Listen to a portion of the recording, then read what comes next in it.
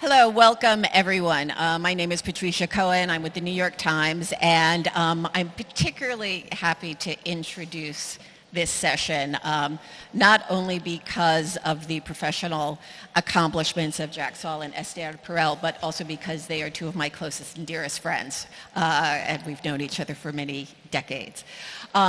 First, Esther Perel, as you know, is a best-selling author and therapist. Her TED Talks have been seen by 27 million people. She's an organizational consultant for Fortune 500 companies, and she has two best-selling books, Mating in Captivity, which has been translated into 25 languages, and The State of Affairs. And both of those books in Romanian will be available for purchase afterwards. And then the podcast, Where Would She Begin?, which is going to start its next season very soon.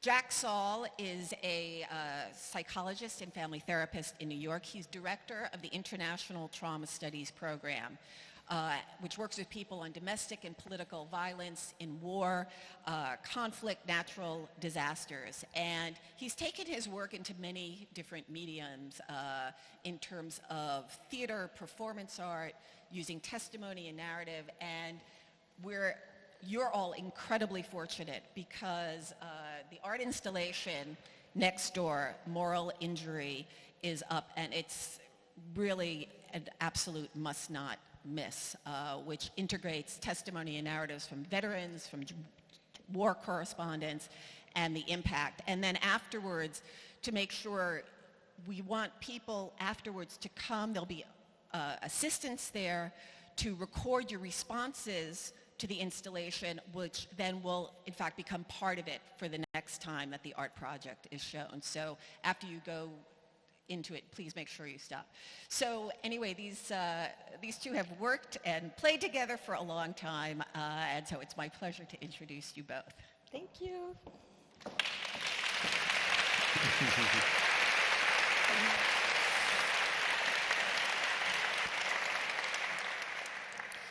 So, Jack, I think it would be a wonderful place to start to actually connect this project with Unfinished, with last year, and with Christian, just to orient all of you.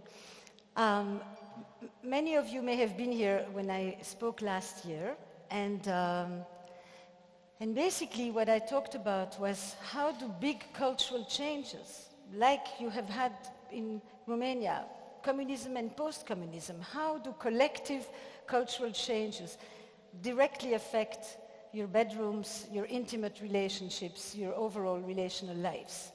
And as I was talking with Christian at one point, he began telling me about his coverage as a war photographer in Afghanistan.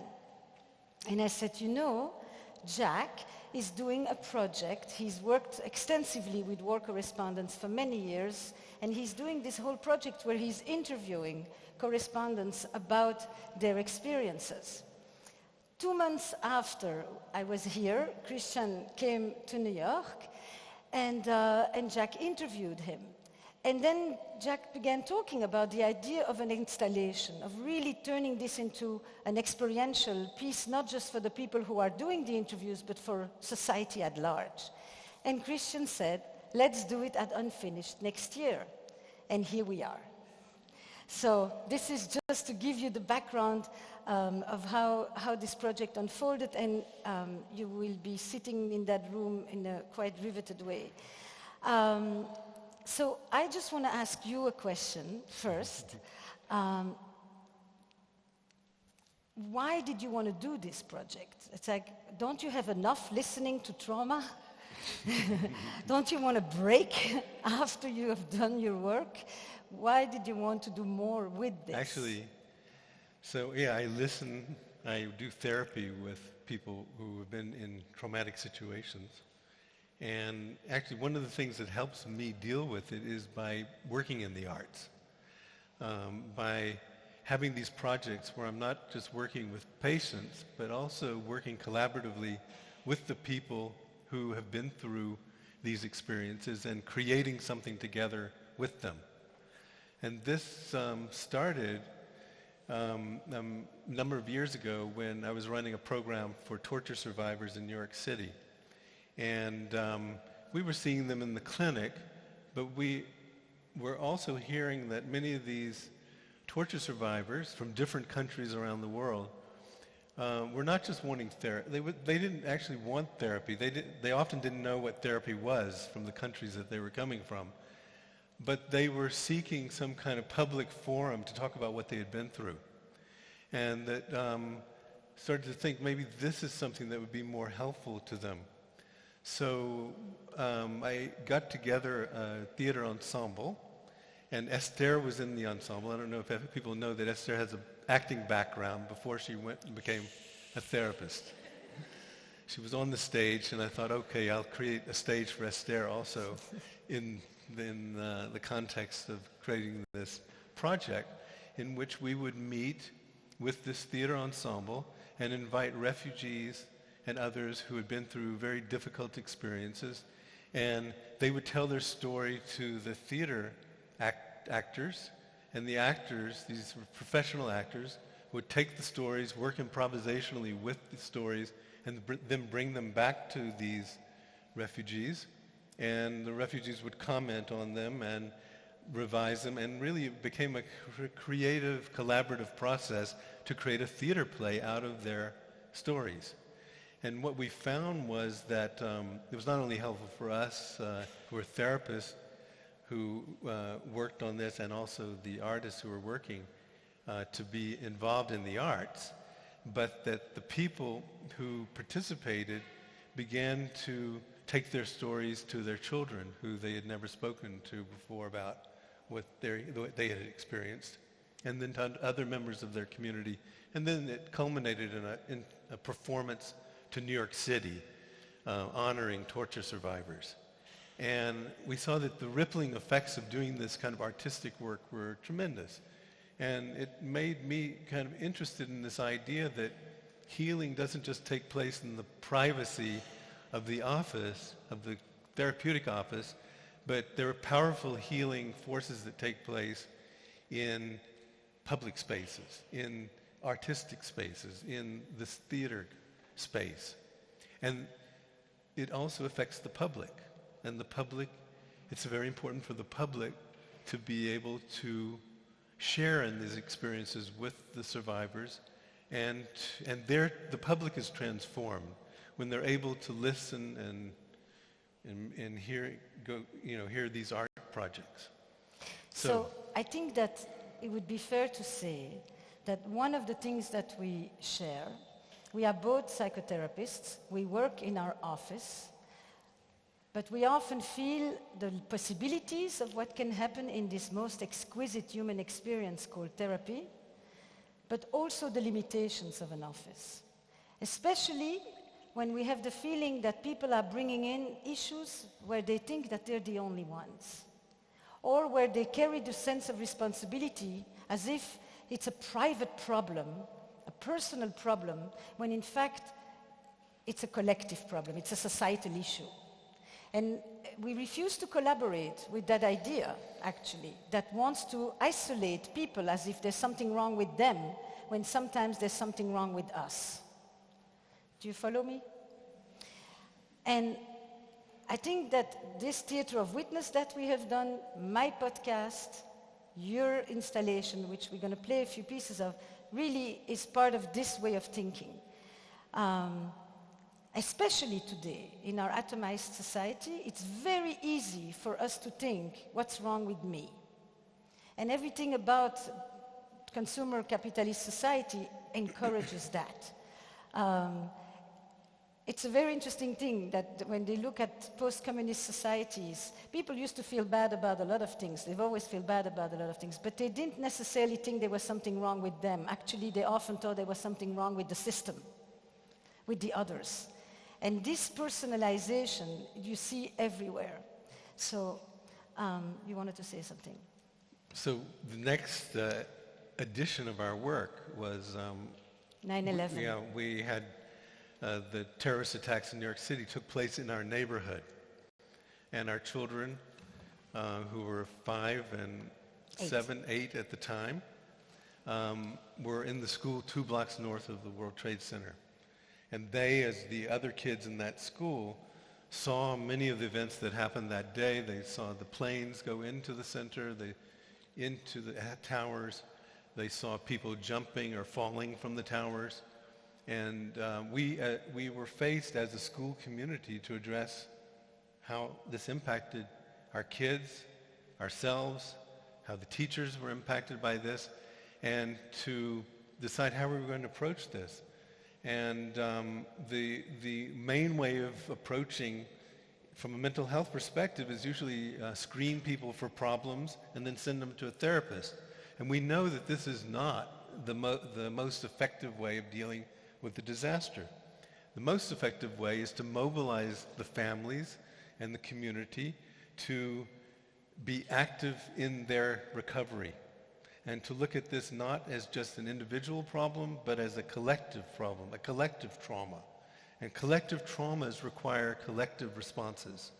So we, with the other parents in the community, organized community forums to talk about what were we facing, what were the problems that we were seeing in kids, what should we do to address those problems.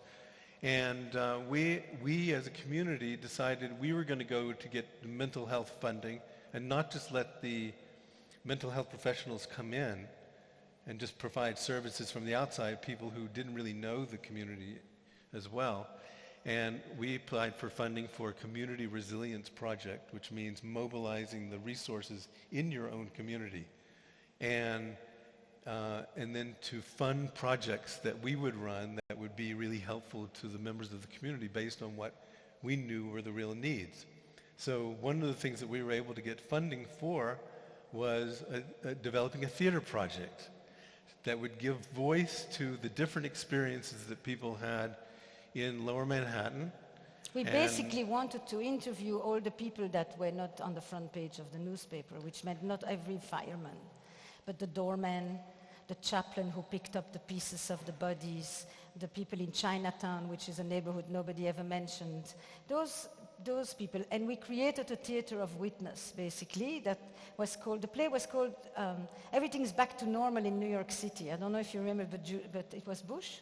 Giuliani, who kept saying... Our mayor wanted to get people back and buying things and back into the financial district. So they were trying to push people back there, even though the buildings were still burning and it was highly polluted. And they were pretending as if nothing, we're getting back to normal. But people were not normal. And they were needing places to talk about what they had just been through. And so this process, this collective process of coming together and talking about what has just happened to us and what do we need to do, is really an important part of the process of collective recovery after disaster. It's also and the theater group. But Jack, I think it's also, when we would perform, the audience was making comments, and then we would incorporate the comments into the next performances. But disaster, in terms of relationships, has a very interesting effect. In the aftermath of disaster or terrorist attacks or wars, people either get married or divorce. They either decide life is short, I should get married, or they say life is short, I should get the hell out. So it's like you experience things at the extreme, And then from there... And these disasters affect relationships. And babies get made. But also people have conflict. Yes. It's very stressful. It's very stressful in the context of a disaster like that, and people really, I think one of the major problems was couple conflict and family tension, and these are the things that make people less resilient after a disaster. So it's really important to help strengthen families, strengthen the community, so that they can mobilize their collective resources. People come together and work together are much better able to resolve the problems in front of them. So in this play, we did this play and played it to people in New York, and it was one of the few performances that happened just after 9/11. So to move on? Well, I want to actually ask you something else. Yes, I want to move to, because I'm looking at this, you should know it. Well, I want you to talk about the installation that is here, but I also have an interesting question for me. I started, where should we begin? And we've been listening to these sessions, driving in the car, you know, and listening to something I've always said, which was couples therapy is the best theater in town. You know, it's gripping, but you cannot go outside your office to tell stories. We have a profession where we are constantly unable to speak about what we do. And so it creates a silence for us, with our friends, with the people around us. And by the way, where should we begin? Season 3 comes out October 5, for those of you who like it. Do you think that listening to how I took work outside of the office, not with patients, so that I could finally let people hear it and experience the idea that couples do want to know what goes on in the lives of other people so that they can listen deeply to others and in fact see themselves in their own mirror? Do you think that that may have given you an idea of the power of sound and voice? I've actually never asked you that. Yes, but I was going to say, I thought I gave you the idea of taking things out into the public. You gave me more ideas. I would say, I think the most important thing I often talk when we're not together, and I describe why was I thinking about erotic intelligence from the first book, From Mating in Captivity. Because when you were working with the torture survivors, and I remember asking you, when do you know when a victim of trauma re-engages with life? How do you know that they're back in the world of the living? And you told me it's when they are able to play, because in order to play, you can't be vigilant and anxious. You have to be in a state of unself-consciousness or you cannot play. So you have to feel safe, a minimum of safety. And when they take risks again. Because when you take risks, you basically, it's kind of when it's another form of play. It's an active engagement with the unknown. And I remember keeping that as an idea for working with couples, because I thought, I see couples who survive, and I see couples who thrive. And many of the ones who come to us are stuck, surviving barely, but they would like to thrive more. And I remember including the notions of playfulness and risk as essential to the concept of erotic intelligence, that people, they always may want, well, let me put it like this, they sometimes may want more sex, but they always want better sex. And that better is the difference between sex and eroticism. The erotic is the poetics of it, the meaning you give to it, the renewal, the connection, the playfulness, all of that. So this is where I really think that I do pleasure, you do pain. Your work on pain influenced my work on pleasure. Mm-hmm. So playing is one of the components of art. And we've been involved in the arts and psychotherapy since we began doing this work. Esther's also an expressive art therapist. That's what she did her early work on. And we've taught in that field.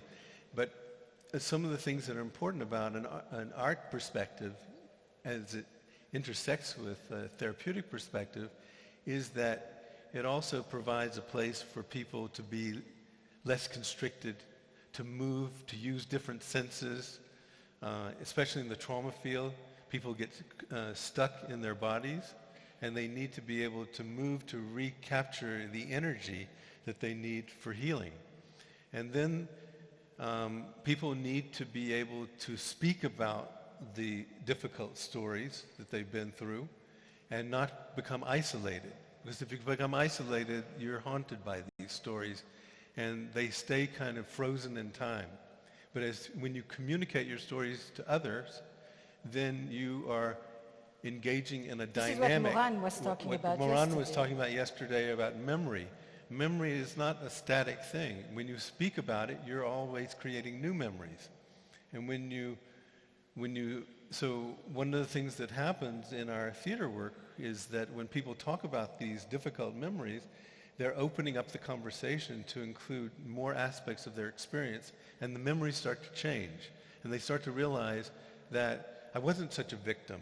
There were things that I was doing that were actually really important and expressed my sense of agency and power in response to the difficult situation. And this can lead to a process of recovering a more positive sense of self. So, you want to play a piece? So I need to talk about this project that I'm working on now that is in an installation here called The Moral Injuries of War.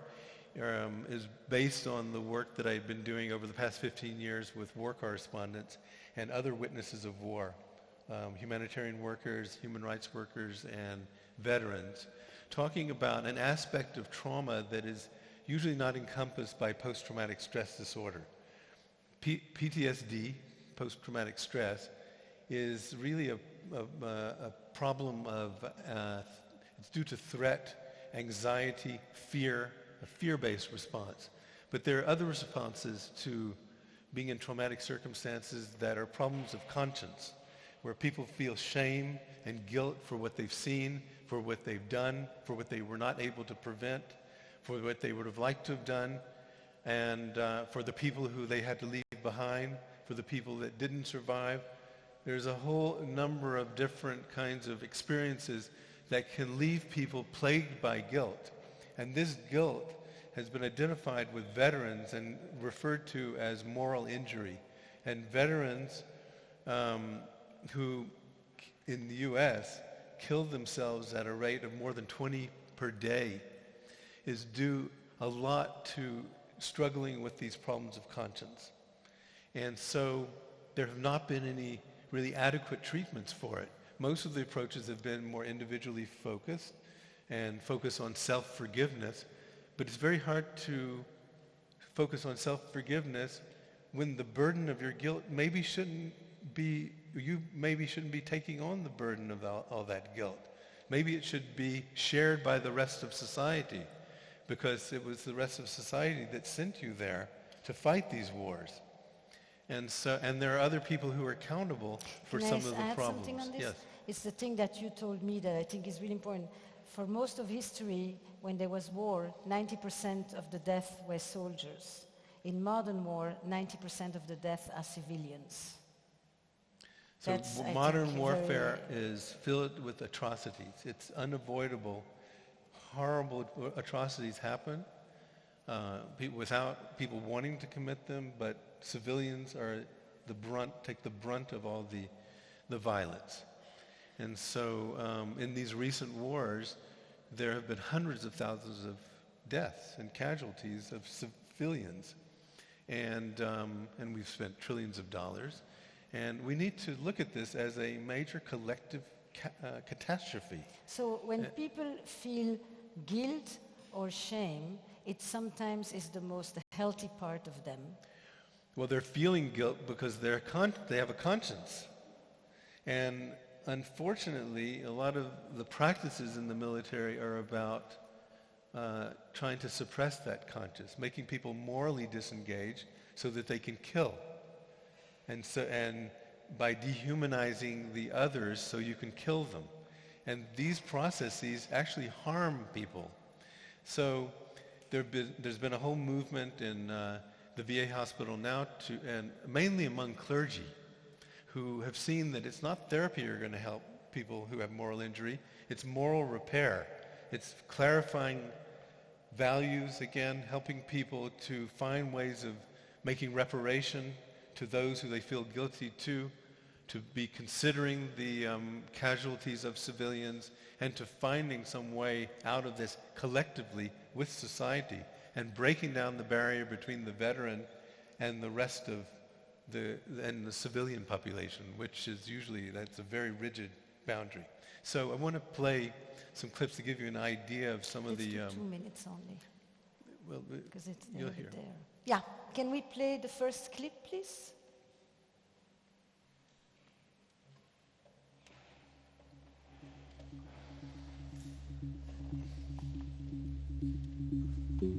There's 3 rules that you need to follow in order to survive in the military.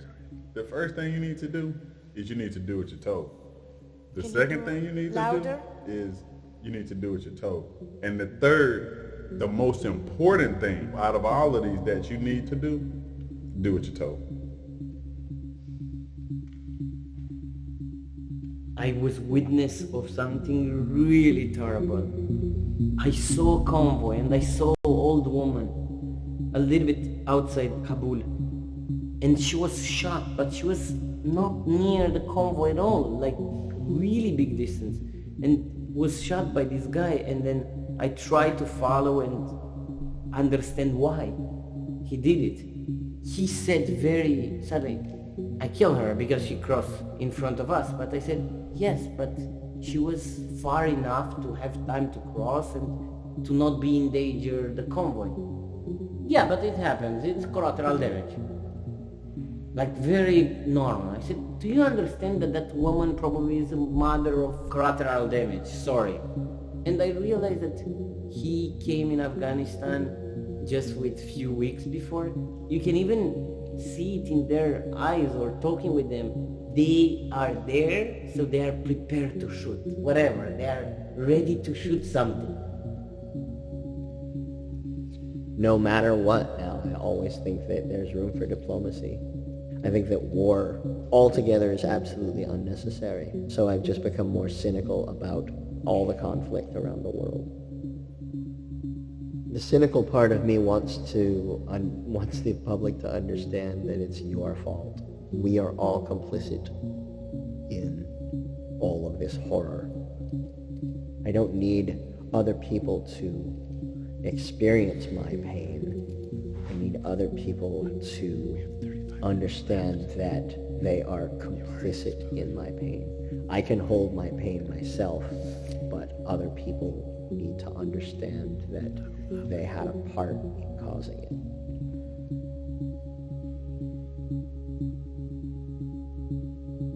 You also see immense acts of courage and of human compassion. You always find them, you know. To make myself feel better, I sometimes look for them.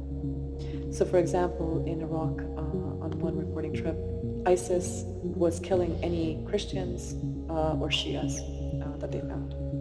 And in one village, I had found a Sunni imam, but the village itself was majority Shia. And ISIS knew that. And when ISIS came in, he very quickly started teaching villagers how to pray like a Sunni, to hide the fact that they were Shia.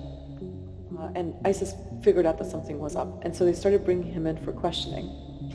And they would say to him, we believe that there are Shia that are trying to hide as Sunnis. And he would put his hand up in the air and say, I swear on God's name, there are absolutely no Shias in my mosque. They're all Sunnis. I know them. I've known them forever. And he hid them.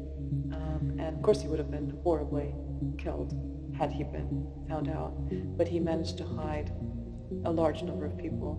And it's pretty incredible.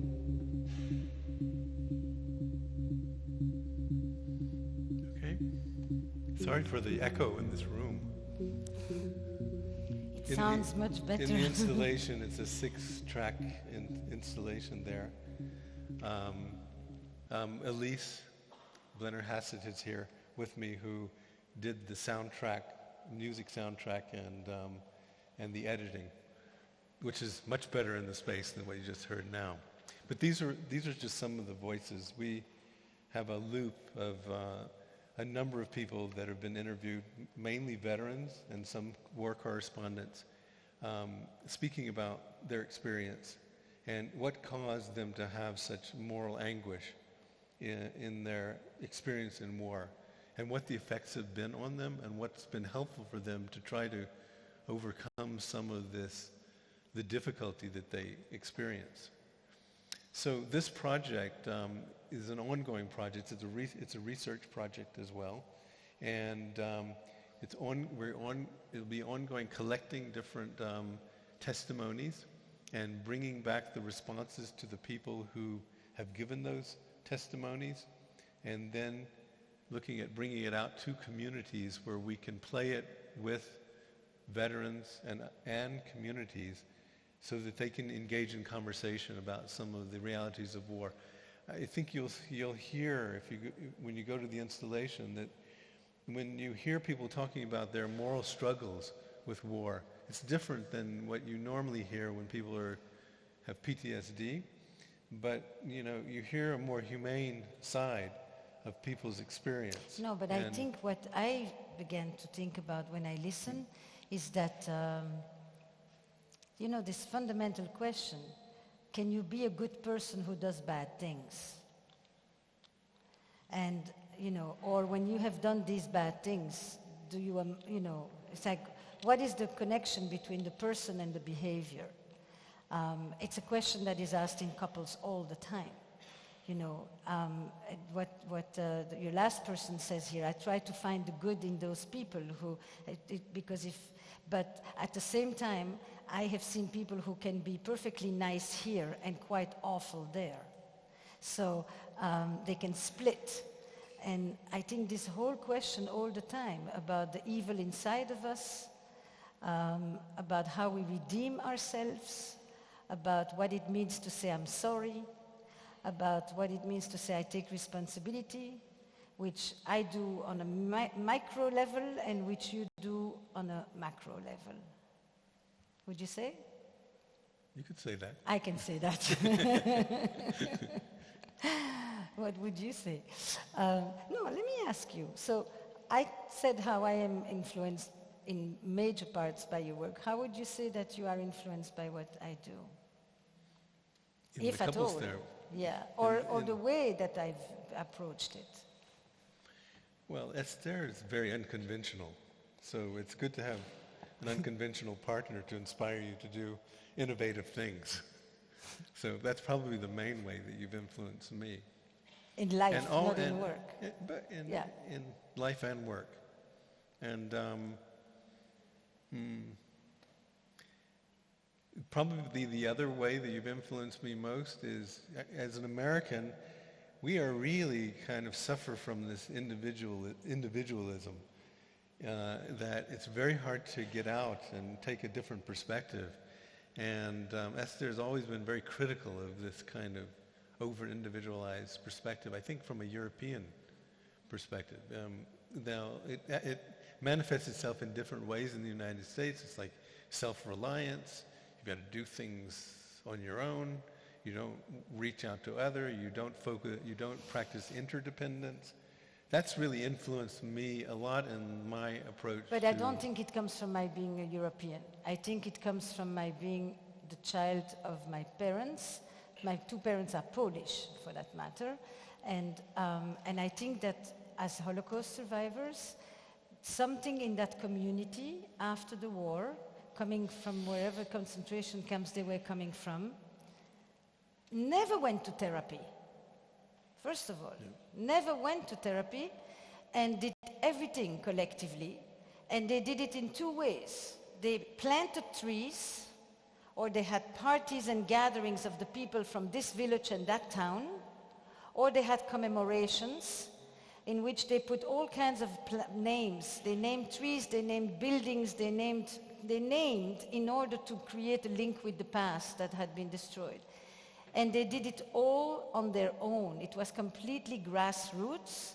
It was worldwide because they were a completely spread group of people. So one could meet somebody in Sydney, Australia, and they had done the same rituals. And I think I really understood the informality that is necessary in dealing with the difficult issues in life. And I think paradoxically, modern coupledom creates the opposite.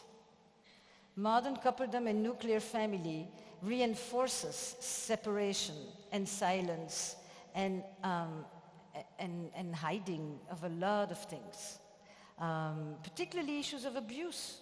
And the more people actually know that it's a bad thing, the more they hide if it's actually happening to them because they're too embarrassed to even bring it outside.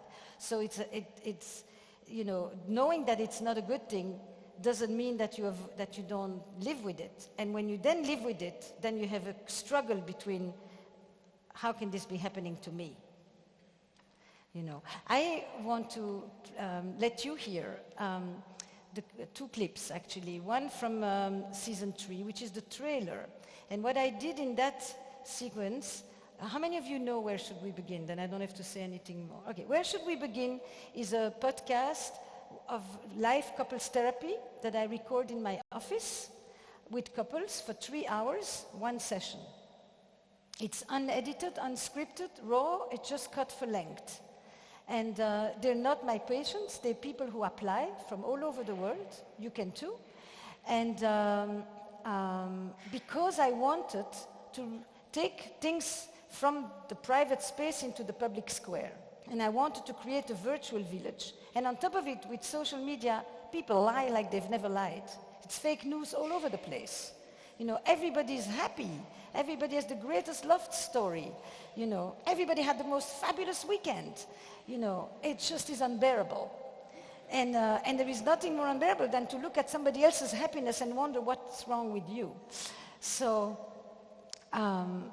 this season, I wanted to do a tracking. It's called the Arc of Love, and it starts with a young couple in their early 20s, and it ends with a couple after divorce. So I go through 6, 7 stages like this. So just to give you a taste, the trailer season 3, please.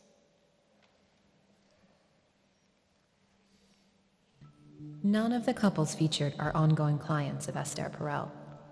For the purposes of maintaining their confidentiality, names and some identifiable characteristics have been removed, but their voices and their stories are real.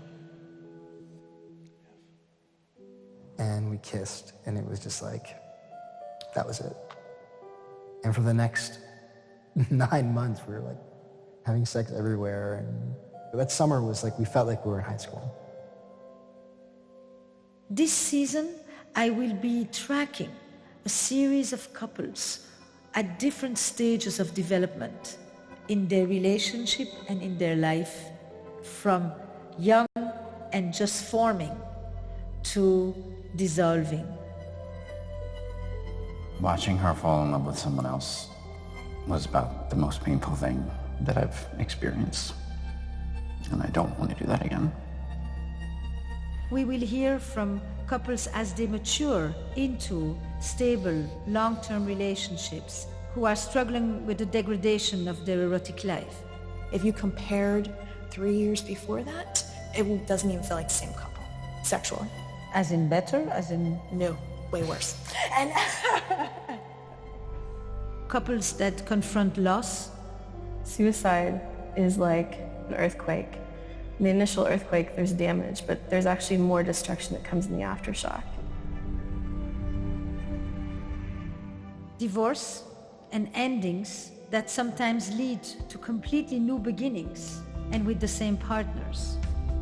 Marriage was hard. Because it was a show. Yeah.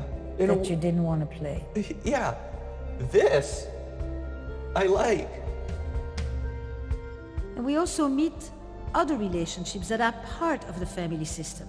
Not just a couple, but parent-children.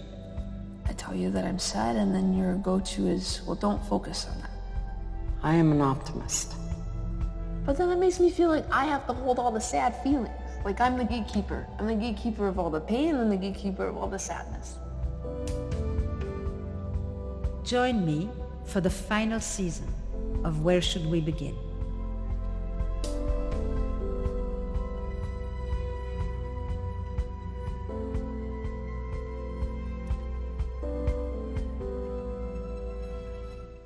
It's not going to be the final because I started to record season 4. And not only that, but I decided that if this was going to be a series for anybody who has ever loved, I wanted to have another one for anybody who's ever had a job.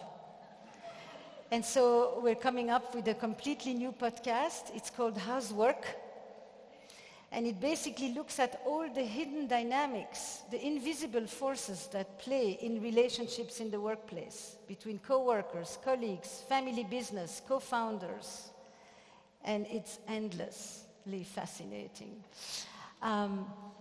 This woman, by the way, the young girl, when she says, I am the carrier of all the pain in this family, I'm the one who gets to be sad, and you keep saying, be an optimist.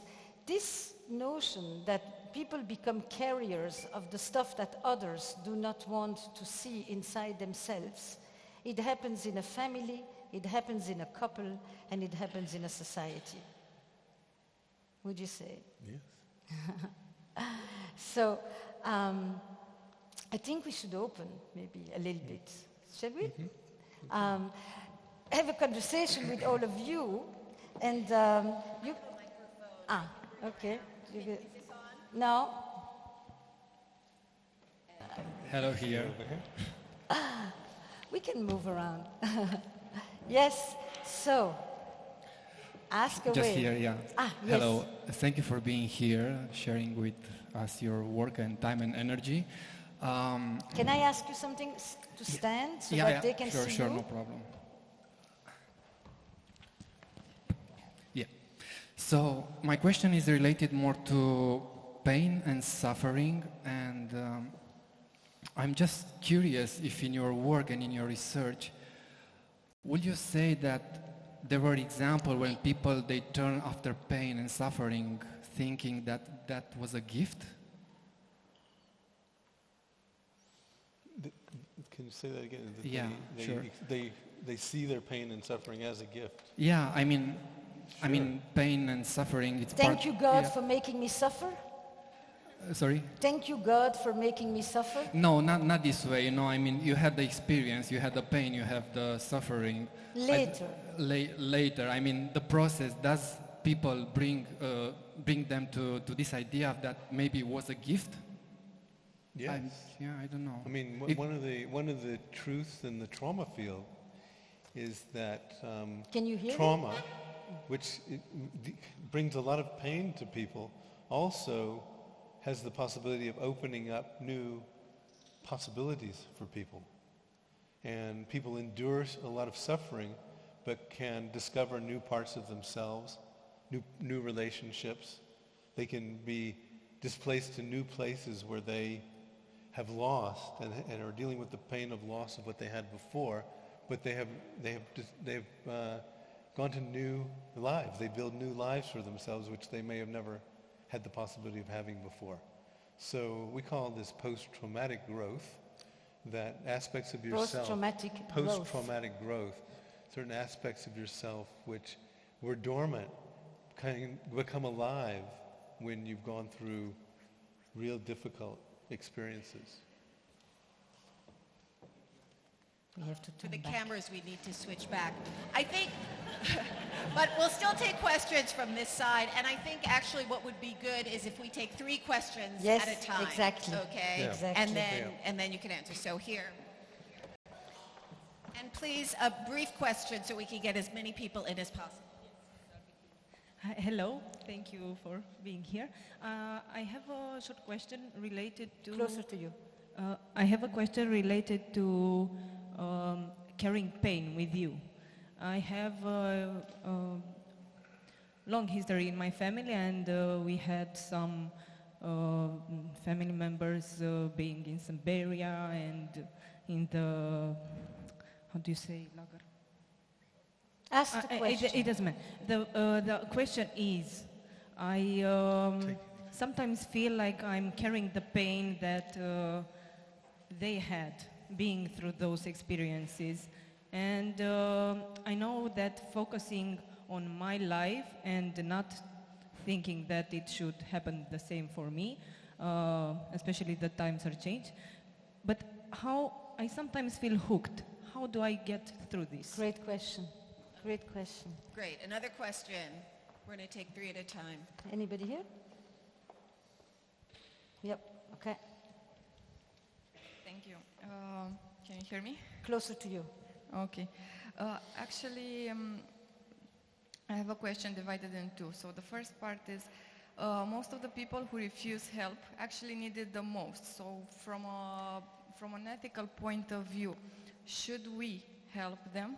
Should we intervene? Oh, great question. And second of all, we have a social responsibility to help others. However, what do you think? Do we have this responsibility to make them aware or to support them? Because if, for example, for traumatic... No, it's enough. This is a complex question. No, okay, there's a lot to keep in. Yeah. Thank you so much for being here and sharing from your knowledge. I just wanted to ask whether if somebody can be happy based on somebody else's pain, and how do you feel that should be described? Great. These are questions that you kind of begin a seminar. It's I'm going to take this one. You can take that one. Okay. Intergenerational? Yes, and you're going to take that one. So you go first. Okay, intergeneration. What we call intergenerational trauma.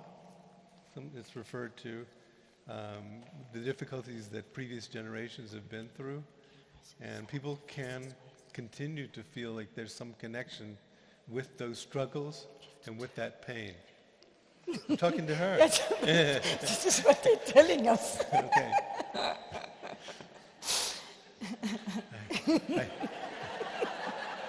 I knew I was going to have to deal with this. Being on the stage with Esther. So, I mean, this is something that comes up in therapy quite often, that people have basically unresolved relationships with the people from the past, maybe even people from the past who one never has met. It's like the ghost of the past. And one way of starting to work on that is by trying to enter into some kind of dialogue with those people, you know, even though it's this dialogue that you can't really have, but the imaginary dialogue of what do you feel like they're saying to you about what you should know, what are the lessons that they have in life that you could be taking from them, or what are the things that, you know, you should be avoiding. But, I mean, that's one starting place. But these kind of experiences that happen in families in previous generations do have an impact, and it's part of family therapy practice to look at these transgenerational processes by doing family trees and sitting down and trying to understand from generation to generation what the impact has been. What are the dynamics that have been affected by events that have happened? So it is something that we do. It's a very important process that takes place in therapy. Does that answer your question? But I think that those two questions are very related, you know. One of the questions here is, how much responsibility do you have for the stories and the experiences and the miseries that happened before you? And are you allowed to not think about them every day the way that the people who actually experience them think about it every day? Are you allowed to have a life that is separate? And to what degree can it be separate from everything that you carry? Sometimes, you know, I'm named after my grandmother, who I've never known. Everybody in my community, we're all named after dead people. And we have been told a lot of things about these dead people in all kinds of ways. And we have all kinds of invisible loyalties and responsibilities of how we have to make these people proud who we've never known existed. And it's a very powerful web, the intergenerational legacy. And to know to what extent you're allowed to transcend it without being accused of forgetting it or betraying it. It's a whole very intense set of threads. And I think it connects with what you're asking. If I heard you well, the first part of your question is, how do you help somebody? No, you said the people who need help the most often get it the least. I think there is a dynamic which I want to just quickly highlight for you, and it's this. When you are trying to help somebody who doesn't want to help themselves, or who is self-destructive, or who drinks, or who can't get a job, or who gets 10 different jobs and wastes all their money, or all kinds of things like this, I think as a partner, a sibling, a friend, a parent, you go back and forth between two places. Place number one is you are resourceful. You want to tell them all the things that they can do. You have so many good ideas for them, which of course they're not going to do. And the less they do those ideas, and the more angry you become at them for making you feel so helpless, for trying so hard to make them do something which they don't do, and you go back and forth between more resentment and more helplessness. And in the end, you feel as incompetent as they are. And it's one of the most difficult dances. Do you understand the way this goes? And you can have it as a friend with somebody who's in a shitty relationship. You can have it as a sibling with a brother or a sister who can't get their act together. It goes on like this. And the interesting thing is to understand that power can come from above, but power can also come from below. A depressed person or a self-destructive person runs the system. Because while they may feel helpless and weak and all of that on the inside, they activate the entire social system around them to become advice givers, which the only thing they can do is defeat the good advice. And with that, they have power. So that's in a nutshell about this question. You want to take that one? I think we should both take that one. Okay. And what was it? You wrote it down? Some people get pleasure in pain. Can you be happy when somebody... For the pain of others. Yes. Sadism. It's a question about sadism, basically, right? Yeah. More or less, but it has that in the question. Now, we can't hear you till here, so we're going to try to... Thing that makes you happy makes somebody else unhappy. So you kind of take advantage of the unhappiness of somebody else. That's... Happens to us all the time. I mean, part of that is a fact of life, that some things that make some people happy make other people unhappy. No, but But there are people who do derive pleasure from seeing other people unhappy as well. No, but there is the question that I would like to ask. We have people who come into our office and their partner tells you everything that they're unhappy about, and the other one says, I'm very happy. And I think to myself, how can that be? How can you continue to think everything is fine and you're good, and the only thing that should change is that your partner should stop complaining?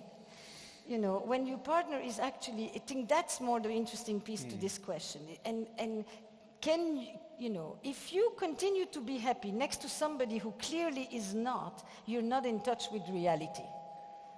On some level, something eludes you. You're like in your own world, you know, it's like he would be standing next to me and crying, and I would be continuing to go like this. You would think it's weird. At some point, you turn to the person, and if they're upset, it has to do something to you. And if it doesn't do anything to you, meaning it can do nice things to you, which means you want to come close, and it can do things that freeze you, and you say, I want nothing to do with this. But generally, it does something to you, one way or another, if you stand next to the feeling or the emotion of another person. So that's the thing. But we live in an age now where there are people, there's a lot being done that leads to the unhappiness and pain and suffering of others, and it's done by people who really don't care. Mm-hmm. I mean, we see that in our political system all the time in our country, and it's as if there is the lack of empathy. And I think that's really a problem. So I do think that there are people who don't care about other people's unhappiness or pain. It's one of the reasons that I'm interested in this project about moral injury, Correct. Because this has to do with people being distressed by the difficult, that situation. When we live in the United States now and we see some of the things that have been going on recently with immigrants, I mean, this is horrible. And we're disturbed by it. And so this idea of moral injury and moral distress that I'm studying and writing about and have in the installation is about something that we all feel in response to certain things that happen in the world these days. So good point. I do think that we have to take this very seriously, that people do suffer quite a bit, and there are a lot of people who don't really care Yes. Well said. We have Thank you. 3 questions. Mm-hmm. Yes. Hello. It's a question for Jack. During your project, what was the variance across various religions or cultures in the perception of trauma and in the healing process of trauma? I mean, we are evolving in a mostly Christian moral set of values. How are different sets of values influencing these aspects? Thank you. Thank you. Okay, is there a mic on that side of the room? Okay, go ahead. Yeah. Okay. So if you can single out one behavior that is most destructive for relationships and one that is most constructive or healthy, any type of relationships. Great. Mm-hmm. Great. So my question sort of relates to culture.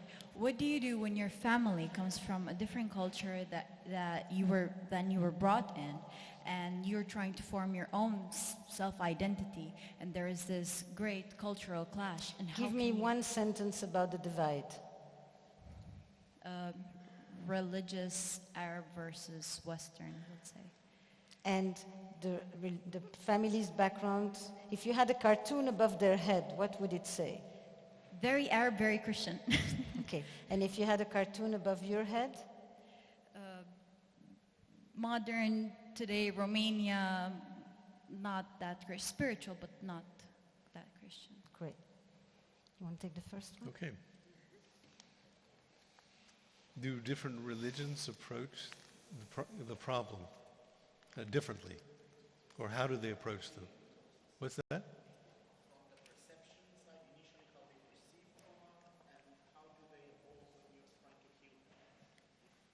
Oh, wow, okay. Definitely different cultures perceive trauma differently. To give you, having worked in this clinic where we had over 50 different countries and different cultures, it was really hard to even predict how some people would approach the suffering that they had been through. I'll give you kind of one example. I think that really stands out, that we were working with quite a few Tibetan Buddhists who had been tortured by the Chinese. And they have a very interesting idea about how do you approach this kind of suffering. And they have a different idea about what is resilience in their culture than many Westerners think. So for them, first of all, the Buddhist perspective is that suffering is inevitable. It's nothing, it's a fact of life. And the ones that went through this particularly horrible torture, what they would do was practice compassion toward the perpetrator. Because for them, the perpetrator was going to be worse off than them because of what the perpetrator did in their karmic philosophy. So you understand? So this kind of shaped the whole way that they would deal with their suffering and their trauma. So when they would come to the clinic, they didn't want to see individual therapists. They wanted me to help them form a nonprofit organization so that they could help other Tibetan refugees. And because for them, healing is about helping others. And they're very adaptive because of these kind of pro-empathic kinds of responses.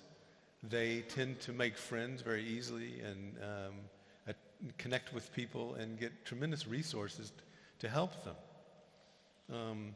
Then you have other groups, that approach things very differently. In African cultures, you have a whole spiritual way of understanding suffering. I could go on and on and on, but it's very interesting to look at how the different cultures approach it. So for them, they have to satisfy the spirits. The spirits are coming, but the suffering has been caused by something that has been upset or something has not been resolved, and they have to engage in some kind of ritual to resolve it. So often you would see people from those cultures, before they could get any kind of help, they would have to perform some kind of purification rituals or some kind of ritual to honor the dead before they would allow themselves any kind of process of personal recovery. So it's very different. We tend to, in the West, think that the way that we conceptualize suffering from a Judeo-Christian perspective is the way other people do, and it's really not the case. In most parts of the world, people are looking at these things very differently, and I work with the United Nations on global mental health approaches, and one of the things that we are careful not to do is to impose our Western assumptions about suffering and distress and the possibilities for healing onto non-Western populations that really think of these things very differently and usually are thinking very collectively about how to approach promoting recovery and healing. And we need to basically help them tap into their own beliefs and resources and support them to do it the way that they see is going to be most helpful. So I can go on and on about this. It's one of my So I'll try to pet take topics. these two very, very quickly. Probably the most destructive dynamic in a couple, this is according to the work of researcher John Gottman, but I think he's on to something, is contempt. Contempt. It's not just disrespect, it's not just degradation, contempt, because it is the complete sense that the other person has no value, no meaning to you whatsoever, and neither is what they experience or feel or want or think. So that's one. What is probably the dynamic that is most enhancing? That one I will give you some of mine, but this is not a scientific thing. This is my experience. I think it goes in two directions. One is admiration, because admiration implies a form of idealization, and it implies curiosity. It implies that this person that is living next to you for decades is still somewhat mysterious and unknown and elusive, and there is still something to discover. And as long as you can continue to experience that sense of discovery and exploration, you stay curious and you stay engaged. I could say freedom, I could say a few others, but I think the admiration is an undervalued one that I actually think goes a long way. And in terms of what you're asking, I would ask you to do this. And this is a question you can all take with you. Were you raised for loyalty, or were you raised for autonomy? Were you raised for self-reliance, or were you raised for interdependence? And I think the gap, I'm assuming that's part of what you're experiencing when you come from it's more Arabic than Christian. The Christian piece here is less relevant, and I don't know where Arabic, but is that generally it is a culture that is interdependent. And you're never alone. You always owe to others, and others will always be there for you. But therefore, you get a lot of certainty, a lot of roots, and very little freedom and self-expression. Your tendency toward modern Romania, not the one of when I was here in the 70s, is a tendency towards less certainty, more confusion, more self-doubt, but unprecedented choice and option and self-expression. And that is the tension that you probably experience in your family as well. Ladies and gentlemen, time is up. Thank you. Thank you.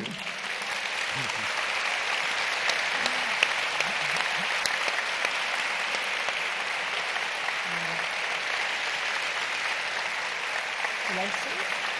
You say it. You say it. Okay.